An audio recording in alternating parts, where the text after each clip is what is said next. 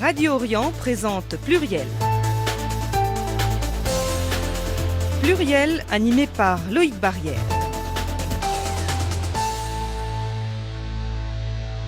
L'invité de Pluriel est Thomas Faure, président de l'UDI dans le Vaucluse, conseiller national de l'UDI. Bonjour. Bonjour. Alors à la fin de cette journée marquée par le discours de politique générale du Premier ministre, j'aimerais savoir ce que vous pensez de la nouvelle équipe ministérielle qui entoure Michel Barnier, une équipe composée de ministres de droite et de représentants de l'ex-majorité présidentielle. Alors moi je suis convaincu que la nouvelle équipe ministérielle autour de Michel Barnier est une réponse nécessaire aux défis actuels. En rassemblant des ministres de droite et des représentants de l'ex-majorité présidentielle, elle témoigne vraiment d'une volonté d'unité, de dialogue essentielle pour reconstruire notre pays. C'est le moment de dépasser les clivages et de travailler ensemble pour des solutions concrètes au service de nos concitoyens. Cela ne vous a pas échappé, nous avons 3 ministres UDI au sein de ce gouvernement. Donc oui, effectivement, nous soutenons le gouvernement Barnier. Donc notre priorité, c'est agir pour les Françaises et les Français. Justement, dans le communiqué que vous avez publié juste après l'annonce de la composition du gouvernement, vous avez salué en particulier 3 nouveaux ministres peu connus du grand public, Valérie Létard, Françoise Gatel et Fabrice Loher. Est-ce que vous pouvez nous parler de ces personnalités ? Alors, ces 3 personnalités sont issues de notre famille politique. Vous avez Valérie Létard qui est élue de la région des Hauts-de-France, donc elle a été vice-présidente du conseil régional des Hauts-de-France.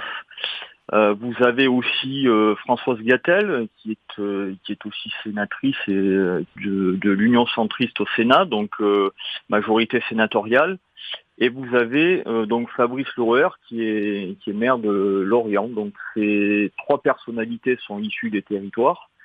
Et donc, il était tout à fait, on va dire, essentiel d'avoir une représentativité de l'UDI au sein de ce gouvernement. Et donc, ces 3 personnalités sont des personnalités expérimentées, des personnalités qui connaissent parfaitement leur sujet ministériel. Donc, pour l'une, le logement et la rénovation urbaine. Pour l'autre, la ruralité, l'artisanat, et pour le dernier, donc Fabrice Loher, qui est chargé des questions de la mer et de la pêche. Donc ce sont 3 personnalités de l'UDI expérimentées. Alors Thomas Faure, on l'a dit, c'est un gouvernement qui comporte des ministres de la majorité sortante et des personnalités de droite, parmi lesquelles Bruno Retailleau au ministère de l'Intérieur. Ça n'est pas un gouvernement de cohabitation, est-ce que c'est une coalition pour vous ? Alors, ce n'est pas une cohabitation. Dans une cohabitation, le gouvernement est composé de membres d'une majorité différente de celle que soutient le président.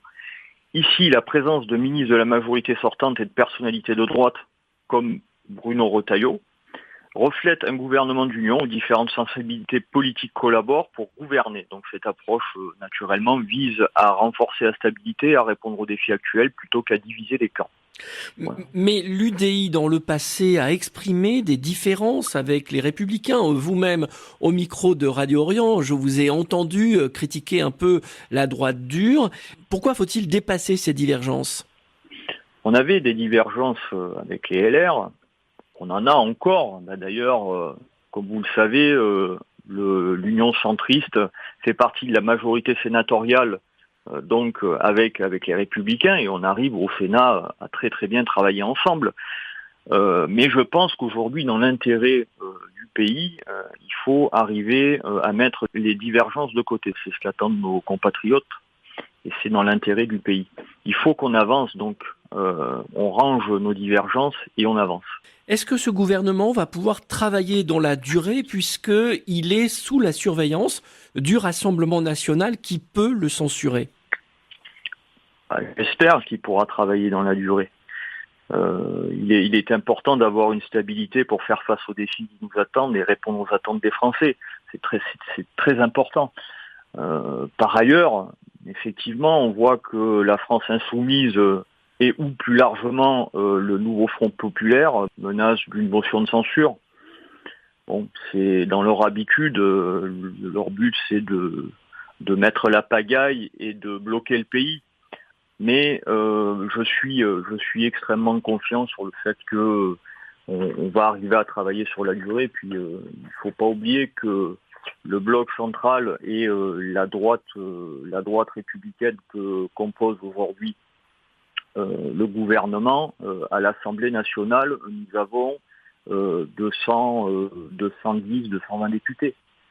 Donc on est quand même un peu plus fort qu'eux en nombre. Thomas Faure, quelles doivent être pour vous les priorités de ce nouveau gouvernement ?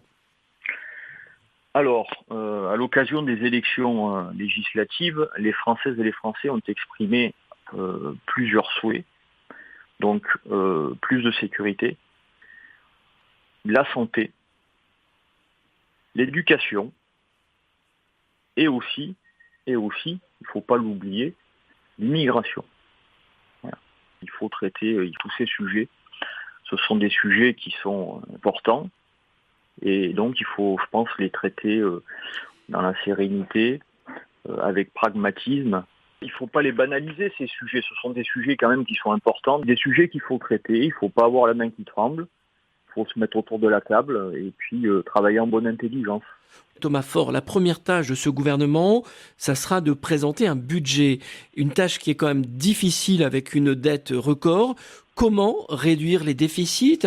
Est-ce que vous redoutez une dégradation, par exemple, des services publics ? La dette est vraiment importante, on le sait tous, mais cela en découle certainement et sûrement les crises passées, pour ne pas citer la crise sanitaire, où on a vraiment dépensé beaucoup d'argent sur le quoi qu'il en coûte, sur les prêts garantis par l'État, etc., etc. Donc, naturellement, de fait, 2 ou 3 ans après, on se retrouve avec des répercussions qui sont aujourd'hui notables.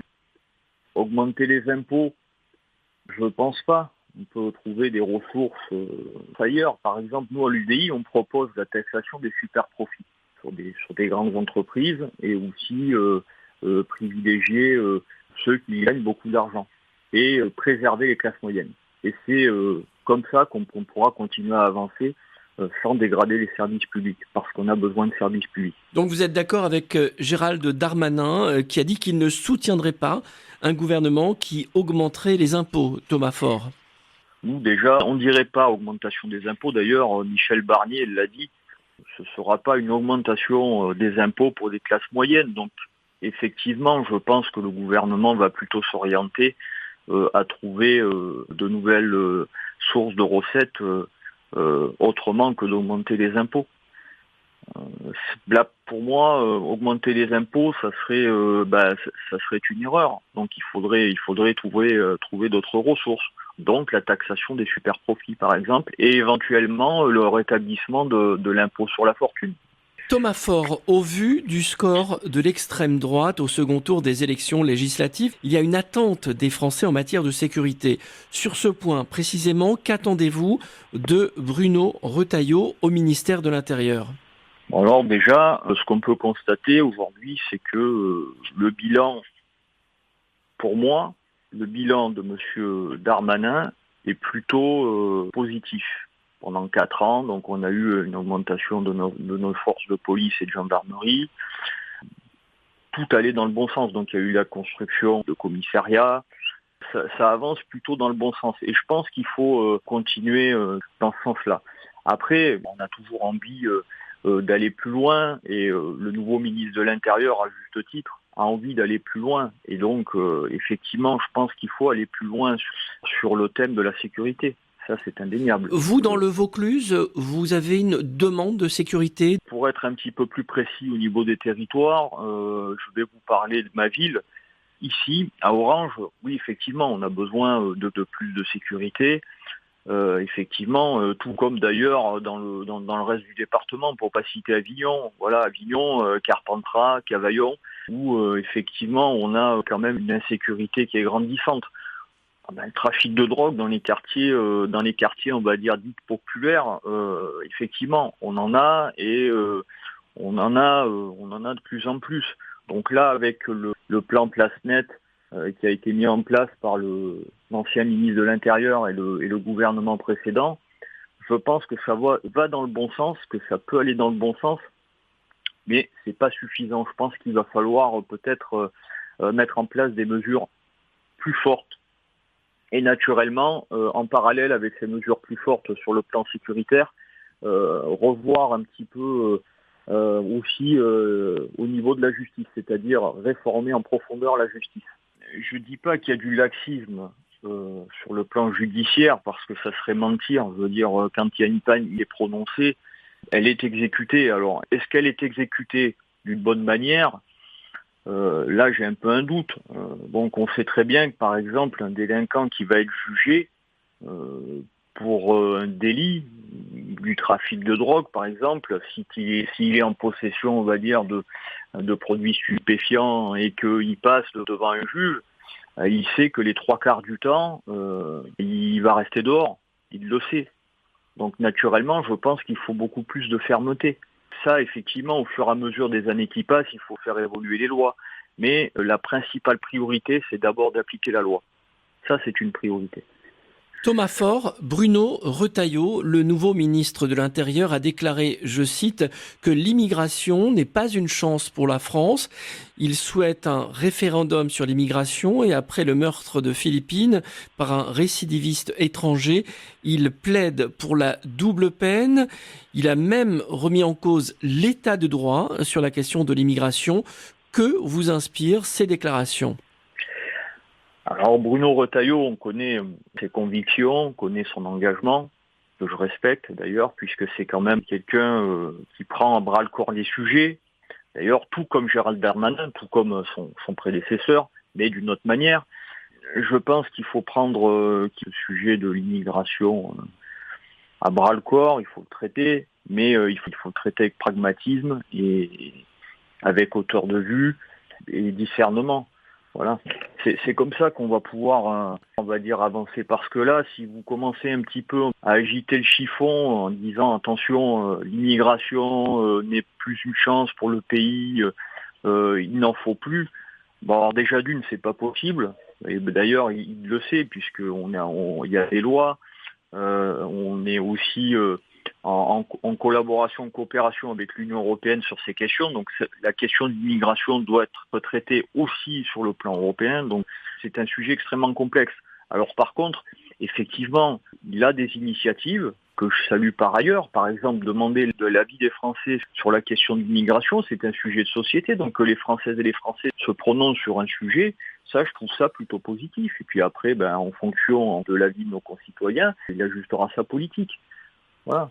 Certains commentateurs estiment qu'une politique de fermeté sur l'immigration par un gouvernement comprenant des ministres de droite pourrait empêcher l'arrivée au pouvoir de l'extrême droite en 2027. C'est une position que vous partagez ? Alors, ce que je pense, c'est que si aujourd'hui on a 11 millions de Français qui ont voté pour le Rassemblement national, c'est qu'il y a aussi un ras-le-bol. Voilà. Je ne pense pas que ça soit un vote d'adhésion, c'est un vote de ras-le-bol, parce que beaucoup de gens se sentent désabusés par la politique menée depuis de nombreuses années, par des gouvernements successifs. Donc 11 millions de Français ont voté pour le Rassemblement national, et ils attendent des réponses à leurs attentes. Donc en matière de sécurité, en matière d'immigration, de pouvoir d'achat, d'éducation. Vous voyez, c'est tout ça qui font qu'aujourd'hui, tous ces sujets-là reviennent sur la table. Et puis, il ne faut pas leur en vouloir. C'est un vote de ras-le-bol. Et je pense que si le gouvernement Barnier, arrive à répondre aux préoccupations des 11 millions de Français qui ont voté pour un parti d'extrême droite, donc en l'occurrence le Rassemblement national, on aura un affaiblissement du vote du Rassemblement national à l'avenir. Et ce sera plus que positif. Thomas Faure, 8 anciens ministres de la Santé mettent en garde contre une suppression de l'aide médicale d'État, cette aide destinée aux étrangers en situation irrégulière. Est-ce que pour vous, supprimer ou réformer l'AME serait une ligne rouge ? On doit le réformer et non pas la supprimer. L'aide médicale d'État, si mes souvenirs sont bons, a été mise en place un gouvernement socialiste. Et donc, ce thème vise donc à prendre en charge médicalement des étrangers en situation irrégulière sur le plan sanitaire. Sauf que ce que beaucoup de gens remarquent, c'est que cette aide-là, est-ce qu'on en abuse? Est-ce qu'on l'utilise à bon escient et de manière tout à fait classiquement, en respectant la loi? Là, il y a beaucoup de gens qui pensent le contraire. Donc aujourd'hui, effectivement, oui, on doit le réformer, on doit faire évoluer la loi, mais je ne pense pas qu'il faut supprimer. Et oui, à mon sens, à titre personnel, je pense que ça serait une ligne rouge. Voilà. Après, les étrangers en situation irrégulière, malheureusement, on va réformer l'immigration encore un petit peu mieux, mais est-ce qu'on aura toujours des étrangers en situation irrégulière dans notre pays? Il y en aura toujours. Dernière question, Thomas Faure, alors que de nombreuses associations avaient déploré l'absence d'un ministre en charge du handicap, le Premier ministre Michel Barnier a finalement nommé Charlotte Parmentier-Lecocq à ce poste. Vous êtes rassuré par cette décision? Je suis plutôt satisfait parce que le handicap, pour moi, ça doit être une cause nationale, comme l'avait fait à l'époque Jacques Chirac en 2005. Donc il y avait une grande loi sur le handicap et Jacques Chirac avait ouvert le dossier et en avait fait une cause nationale. Et donc il y a eu énormément d'avancées sur la question. Aujourd'hui, il faut maintenir un ministère sur le handicap pour plein de raisons. La santé, l'inclusion. Voilà, donc je me sens plutôt rassuré parce qu'il y a quand même beaucoup de gens en situation de handicap qui attendent aujourd'hui des réponses. Merci Thomas Faure. Je rappelle que vous êtes président de l'UDI dans le Vaucluse et conseiller national de l'UDI. Merci. Merci.